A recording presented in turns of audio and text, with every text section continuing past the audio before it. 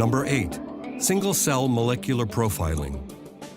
The human body is composed of approximately 37 trillion cells that live harmoniously among their neighbors. When cancer develops, however, it's a single cell that can lead to the downfall of an entire organism.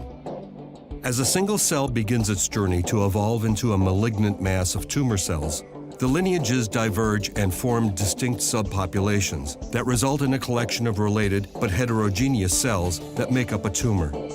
Indeed, a major question scientists are attempting to answer is how does the heterogeneity between individual cells in a population contribute to the initiation and progression of diseases?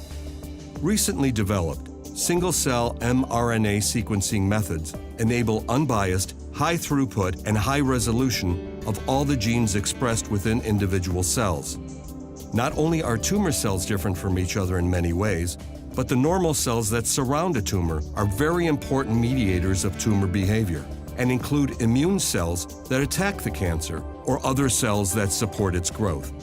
By separating individual tumor cells from neighboring normal cells, these single-cell analysis methods can also allow precise definition of a tumor's microenvironment. In the coming years, single-cell profiling will greatly improve the understanding of invasion, metastasis, and therapy resistance during cancer progression. These tools will also have direct translational applications in the clinic in areas such as early cancer detection, non-invasive monitoring, and guiding targeted therapy.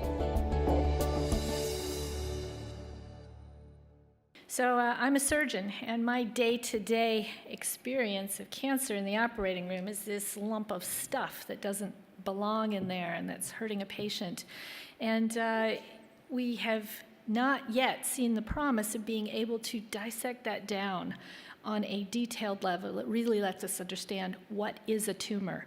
So we have Carl Novina, who's Associate Professor of Microbiology and Immunobiology and an associate member of the Broad Institute.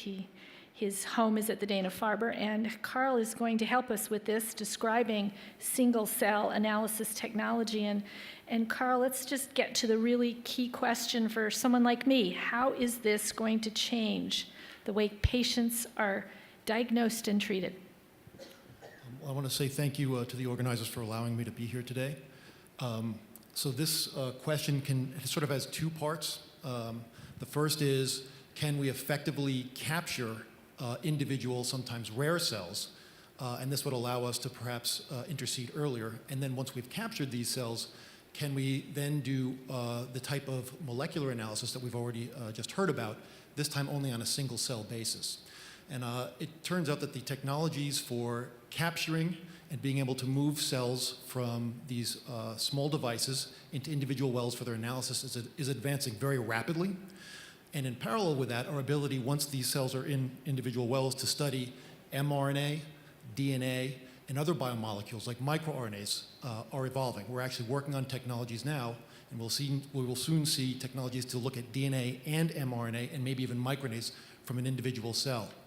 And when we're able to do this, if we're able to do this, we might be able to intercede earlier and make more informed treatment decisions, and also even monitor the progress of therapies so that if things are changing on the molecular level, we might be able to change course and effectively treat the patients more rapidly and more effectively and earlier.